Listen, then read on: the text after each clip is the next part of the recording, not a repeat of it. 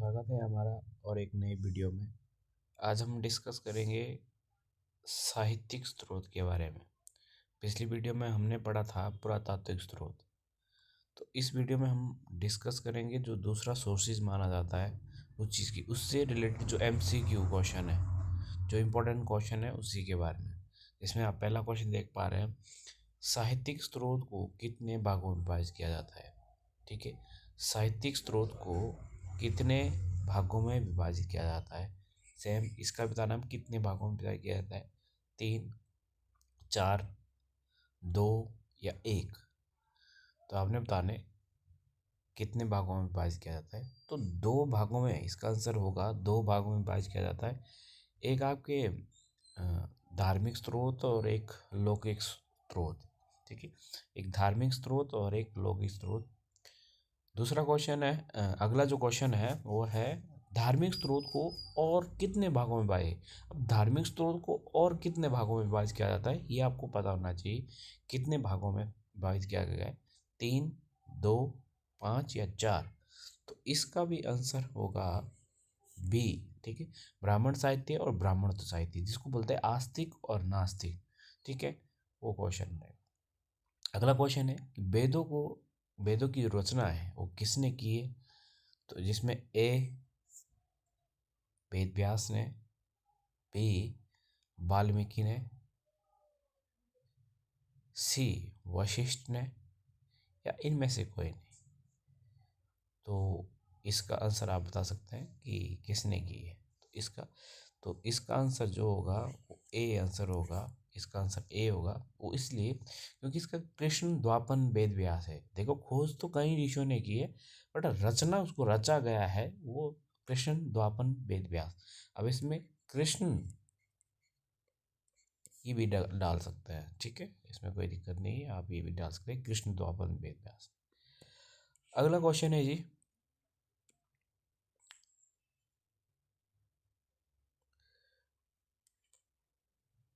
वेदों की संख्या कितनी है और कितने वेद है। ये इजी सा क्वेश्चन है, आपको पता होगा कि इसका आंसर ए है। ठीक है, कौन कौन से वेद है ये तो मैंने पहले बताया, ऋग्वेद, ठीक है, ऋग्वेद, सामवेद,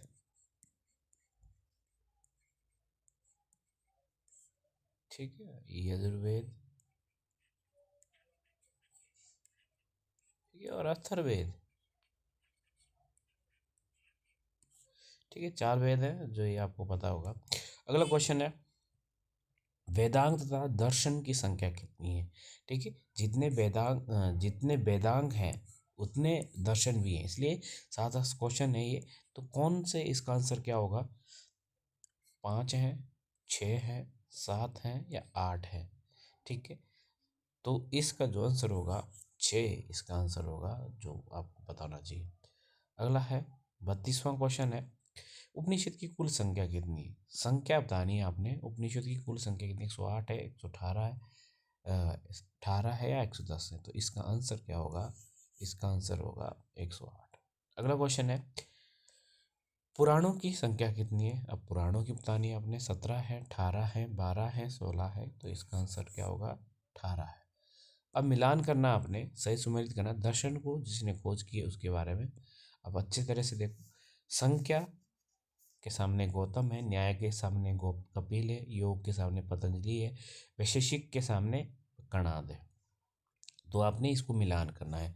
तो सांख्यिका का आएगा आएगा कपिल, न्याय का आएगा गौतम, योग का आएगा पतंजलि, वैशेषिक आएगा कणाद। तो एक आएगा 2, यानी कि एक आएगा 2, तो 2 जगह दिख रहे होंगे आपको, एक यहाँ दिख रहा होगा, एक यहाँ दिख रहा होगा। ठीक है, फिर उसके बाद न्याय का 2 का 1 है, बी मतलब बी का 1 है, बी का 1 देखो आप, तो बी का 1 यहाँ दिख रहा है, तो इसका आंसर क्या होगा, सी इसका आंसर होगा।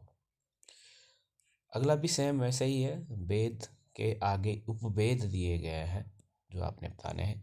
तो ऋग्वेद की शिल्पवेद, तो आपने ऋग्वेद की रचना, ऋग्वेद के उपवेद कौन सा है, वो आयुर्वेद। यजुर्वेद का है आपका धनुर्वेद, सामवेद का आपका गंधर्ववेद।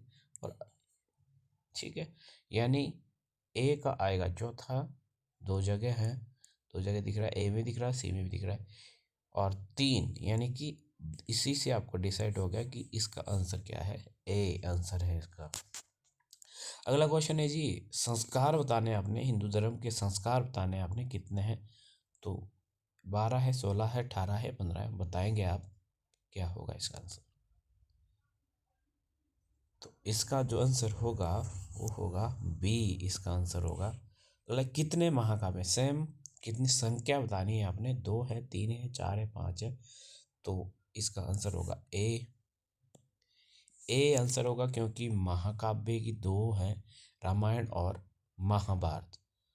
अगला क्वेश्चन है, सबसे प्राचीन पुराण कौन सा है, तो इसमें से आपने प्राचीन बताना है, प्राचीन, तो इसका आंसर होगा, बताएंगे आप क्या आंसर होगा, इसका आंसर होगा सी, इसका आंसर होगा।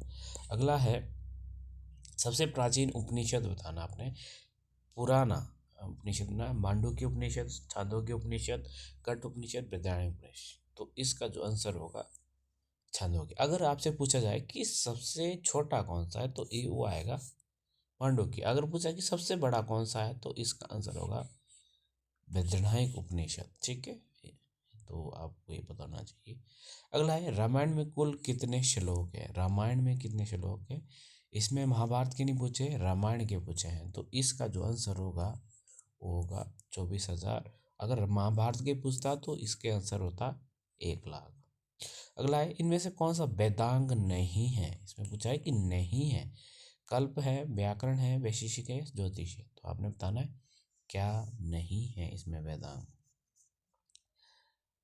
वेदांग जो नहीं है, तो इसका आंसर ये है क्योंकि ये दर्शन का भाग है, तो सी इसका आंसर होगा।